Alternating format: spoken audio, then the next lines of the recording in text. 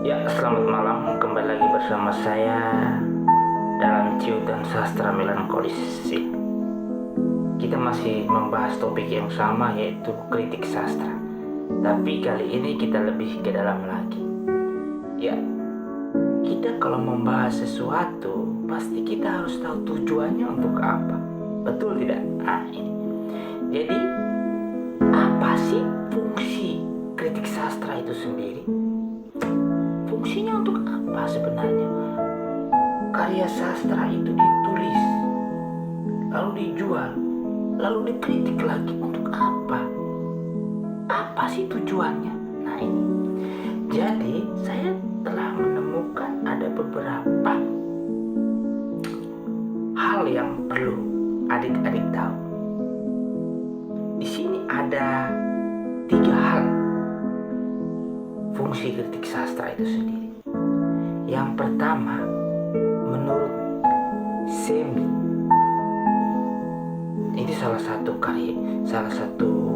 penulis ya, ahli dalam kritik sastra. Itu pertama, untuk membina dan mengembangkan sastra. Untuk membina dan mengembangkan sastra. Yang kedua, untuk membina tapi mengapresiasi kebudayaan. Dan yang ketiga, untuk menunjang ilmu sastra. Apa sih 3 hal ini? Ketika mahasiswa itu kuliah dan benar-benar serius menekuni bidang sastra, pasti dia tahu. Dia akan memahami benar. Kita bahas yang pertama, untuk membina dan mengembangkan sastra. Kritik sastra itu berfungsi untuk memelihara, menjaga, memproteksi, dan mengembangkan pengalaman manusia yang dikemas dalam karya sastra, serta menjadikan sebagai proses perkembangan struktur yang bermakna. Melalui kritik sastra, kritikus menunjukkan karya sastra, menilai, mengeksplorasi, menampilkan, dan mengkonstruksi kelemahan dan kekuatan karya tersebut. Membina dan mengembangkan sastra. Sastra ini kan sebuah tulisan. Ingat, sastra ini hanya sebuah tulisan antara si penulis dengan imajinasinya. Sastra itu tidak akan jadi apa-apa kalau tidak ada pembaca. Lalu sastra itu tidak akan berkembang tanpa ada kritik. Untuk membina dan mengembangkan kritik sastra, membina dan mengembangkan sastra, itu perlu adanya pembaca. Begitu ya. Jadi sastra itu perlu diekspos, dikritik, dinilai, dan dicari kelemahan-kelemahan, lalu diperbaiki kelemahannya sehingga karya sastra itu kuat. Itu yang kedua, untuk membina dan mengapresiasi kebudayaan.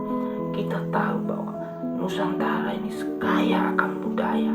Setiap daerah, setiap wilayah mempunyai budayanya masing-masing. Ya, jadi tidak akan menutup kemungkinan bahwa kebudayaan itu akan tersimpan di dalam saja. Tidak, dia akan diekspos. Dengan apa? Dengan tulisan. Tapi ingat bahwa budaya-budaya itu tidak akan berhenti begitu saja tanpa dibaca, dinilai kekurangannya, dan diperbaiki. Sehingga tujuannya apa? Supaya jangan sampai terjadi kesalahpahaman atau salah tafsir dari orang lain terhadap budaya tersebut.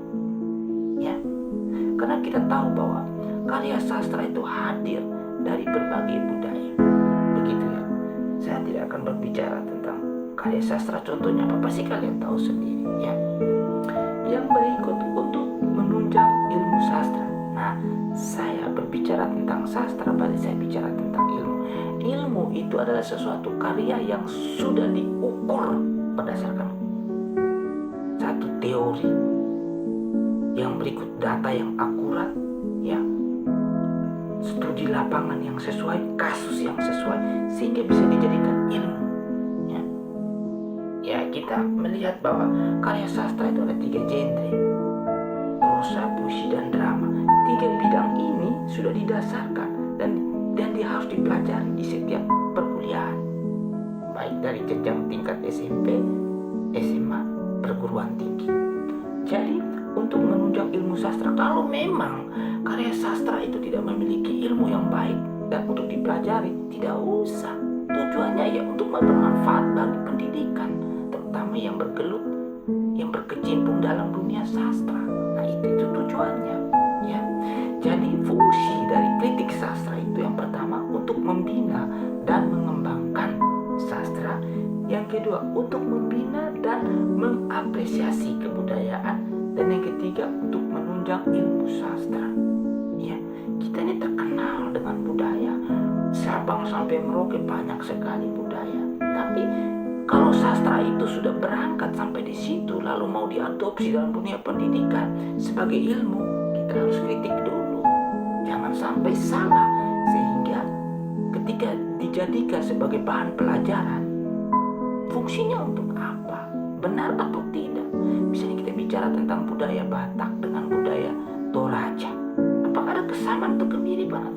Bicara tentang budaya Papua, budaya Maluku dengan budaya Nusa Tenggara Timur atau Flores, sama atau tidak? Jangan sampai ada yang salah di situ. Karena mengkritik itu